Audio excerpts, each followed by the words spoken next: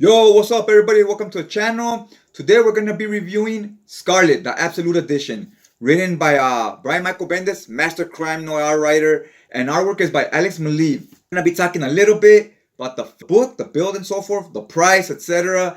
And I'll flip through a few pages just to show off the artwork, because the artwork is magnificent, and then a few of the extras. Okay, so that sounds good to you? Go ahead and hit that like button, and go ahead and hit that subscribe button. Let's get to it. Now here's an overhead look of the slipcase itself. This is the artwork on it. It says Scarlet here in a stencil, almost like the graffiti art stencils. And you see the ink dripping there. Very creative. I like the way it looks.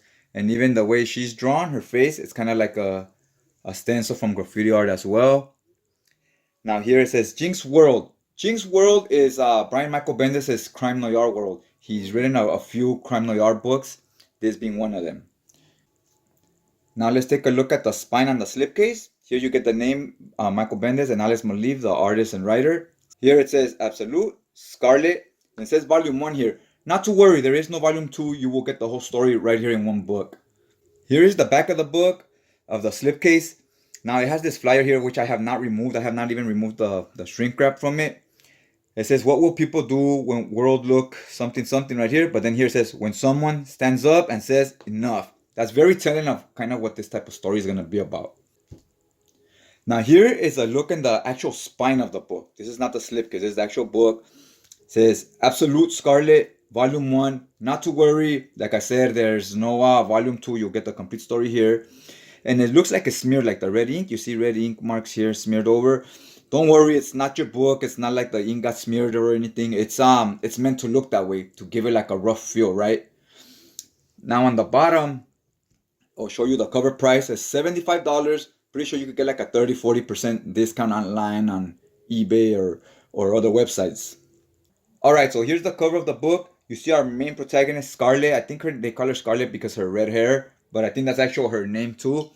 See her holding double Glocks right there, or German Rugers or something. Looks like Glocks. It looks like that's the G for Glock. And then it has the square barrel. Now again, you get the ink here. You see it smearing over the ink right there. See all this? It looks like it's smudged. I thought that at first, but yeah, again, it goes with the theme of the artwork. It's meant to look that way. Let's check out the dimensions of the book. It's 12.5 inches tall and 8.5 inches wide. So it's a pretty big book. In the description down below, I'll put the cover price, page, dimensions, and all that stuff. Now here's the back cover. This makes so much more sense once you read the book. She has a big target on her back because of things that take place during the course of the book. I'll get into a little bit without doing any spoilers. Just so you could get a big synopsis of what the story is about. It comes with this ribbon, which is awesome. Awesome ribbon right here to save the place. Here is the spine, so you don't get any, you get a pretty good spine. You want that holder and you get it. The only sucky thing is it's a flat spine. They're better when they're rounded off. It's much better than when they're flat, because when they're rounded off, this curves more and you get flat pages. Okay, so when you open it, right away, the bookend pages are like a weird brownish color, almost like a real dark burgundy. Then on the first page, you see here it says Volume 1, Jinx World Presents. So I definitely want to check out more of the Jinx World stuff from Michael Bendis. I heard it's great stuff. This page looks very cool to me. Very like, this looks almost like those, like very against the government, very political type of page when they do this type of stuff, much like the DMZ type of art. It says here by Michael Bendis, Maleev, and everybody that worked on it right there. Now here you get a little introduction where Michael Bendis and Maleev are telling you a little bit about the book. Now I would read this at the end because it might tell you some stuff that's in the actual story. So read that after you read the story, then this stuff will make more sense, and that way you don't get spoiled either. Now right away on the first page, look at this. She's choking the hell out of somebody. So immediately it starts off 100 miles and running, right?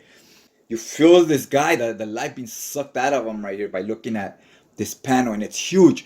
When you read it in this format, it really gives it a whole different feel because of this type of art. Now it starts off, she's killing this guy, and you see her face right there, her facial expression. She doesn't want to, she's not a bad person, but she's just sick of what's going on in society today, right? You see her here. It took a lot out of her because she had to, use a lot of strength to choke him out. And she's saying right here, you might wonder, what am I doing? Am I the bad guy? And then that's what she says right there. And then you see her here waving at the crowd, saying, hi, I'll explain to you why I'm doing this. So she's right away, it starts here, and then she's the narrator as well. So we go back now to how did we get to this point, right? Here's another page. Look at the 2-page spread. You get a little bit of gutter loss in between the art, but not too much. It's not too bad. The pages are pretty thick, as to be expected with these absolutes. The pages are always, pretty sturdy. Look at this again. The artist just did a whole 2-page spread, 4 panels, and then where it's at is really on this bottom one, how it goes long. This main protagonist, Scarlet, she has a real strong voice. You really get a vibe for what kind of person she is, what her personality is. And the art, it's very cinematic. It almost feels like you're watching a movie where the art fits the good with the way she's speaking and so forth.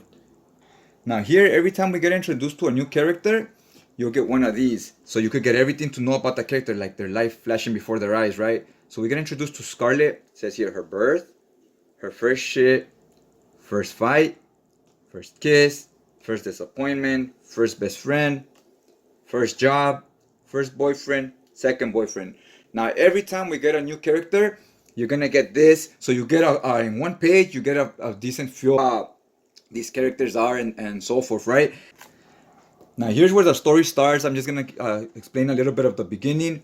Here's her boyfriend and his friend and his girlfriend, right? Kind of like on a double date. They're all hanging out at the park, skateboarding, drinking coffee or whatever. They're like hipsters, skaters type characters. And look at the art is really good. And you see these cops show up. Cops show up messing with them.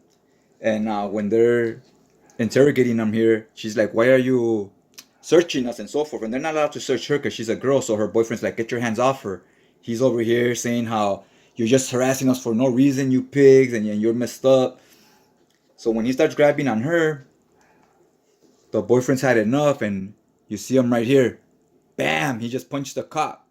See him here? He just swung at him, and that's a bad move. You see the cop here holding his face? That's a bad move because now the cop, you see him over here, he pulled a gun on him. So that's where the story starts.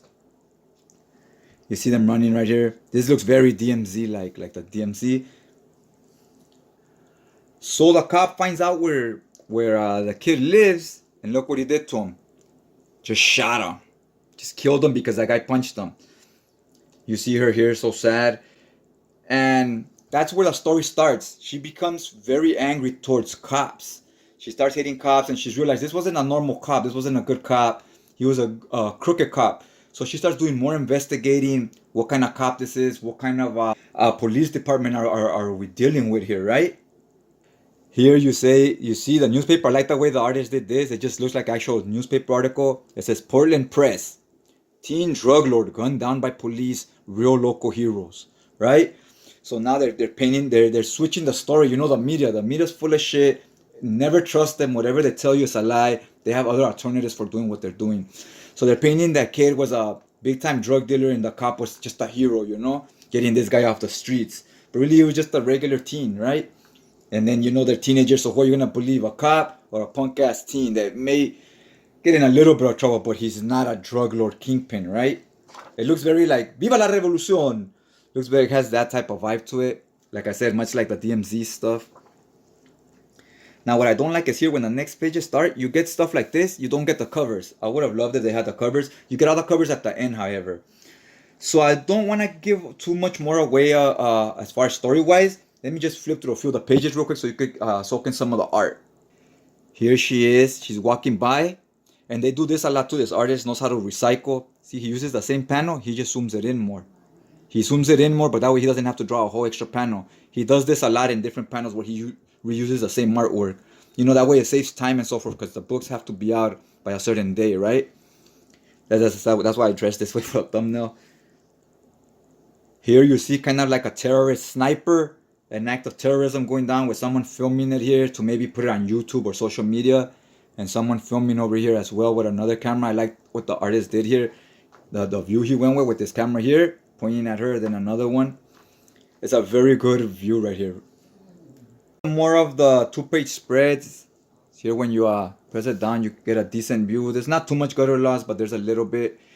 Look at all the people here protesting from all this shit going down. Think George Floyd, the whole thing that went down with George Floyd. It's a fucked up situation. This is very much a lot of that. Look at the signs. Bad cops. Scarlet's the real law. Then we get another one here. Look, it says fuck the police. And all the people here protesting. It's a deep read, man. It's a very realistic take on how just an average teenager or an average citizens turn the way they do because of a lot of little bullshit that just adds up and adds up, right? So I'm not gonna get too much more into that. I think you got a pretty good idea of what's going down in this story. Here you get the original cover to issue 1, then the black and white variant. Issue 2 cover. See, you get all the covers here at the end. I kind of wish there were issue 3 cover, and this one also has a black and white variant. Issue 4 cover, then the variant where she's flipping off the police. That was pretty cool. I like this one. Issue 5 cover, again a nice one. Look at this one. This just was so reminiscent of what happened in real life. Even the story is a lot of that type of stuff, and you know how things get to that point. The cops just having their boot on their head. Now here, it has this interesting thing on the extras. There's a lot of pages like this. Look. It retells you the whole story in this format. And then it says, artists draw the character laying down with a cop or with his feet on her head, right? With his boot on her head. Now, so it tells the artist what he needs to draw on the panel, and it tells the writer, like, it's kind of like cliff notes. So anybody trying to write their own comic books or wants to get into the business, this kind of tells you how you do it. Then we get the rough sketches. Like here, you'll get this. This is the rough artwork that one guy will draw. Then the main artist will come in and he'll get an idea of how he has to draw the panel. Okay, and he'll draw the same thing, but looking a lot better, because these are just rushed. So you can get an idea of what's supposed to be happening in the panel. So that's pretty cool. It shows you, you know, how the process behind the scenes of how making a comic book works. Again, more sketches here. Look at this one. Osagio Jimbo. I love that she's wearing this shirt with Osagio. Is this almost looks like it's traced, or they got a real picture of a real person and they use that as their characters? Probably, I wouldn't be surprised if it's somebody they know. So yeah, guys, that's the whole book. Hopefully you got something of value out of this. It helped you figure out if this is a book you want to buy or not. If it did, go ahead and hit that like button, and I'll check you guys out next time.